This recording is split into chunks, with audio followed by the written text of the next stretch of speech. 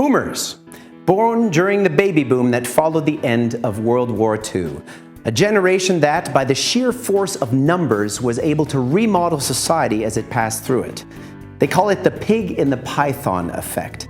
Boomers had a massive impact on everything, from the baby food that was invented to feed them, to the suburbs that were built to house them, to the schools that sprung up to educate them, to the hospitals that are now bracing to nurse them into old age. Boomers were born out of the newfound optimism and economic prosperity that came to most victorious countries at the end of World War II. Couples who couldn't afford families during the Great Depression in the 30s start making up for lost time, getting married, buying houses, and having babies. Lots and lots of babies. Those babies are born into a new world order where crooners belt, factories build, and consumers buy.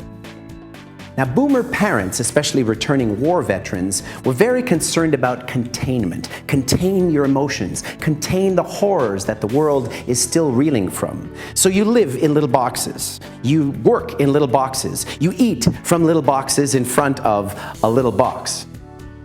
But then baby boomers grow up and they start to see outside the boxes thanks to innovations in technology like television.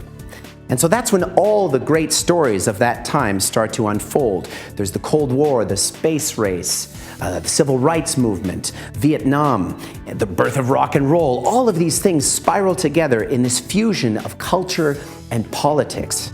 Here is this massive young generation connected through technology and causing incredible explosions of creativity and consequence. Consequences that still reverberate even for those of us who are not boomers. Look at the Occupy movement. We tend to think of this as something very much in the here and now. But if you look at the literature of 1968, you find almost the same words. Occupy then, occupy now. We shall overcome then, we shall overcome now. The system was broken then, the system is broken now. And the information you were getting from your television, you're now getting from your smartphone. History is a circle going round and round, and we become our parents whether we like it or not.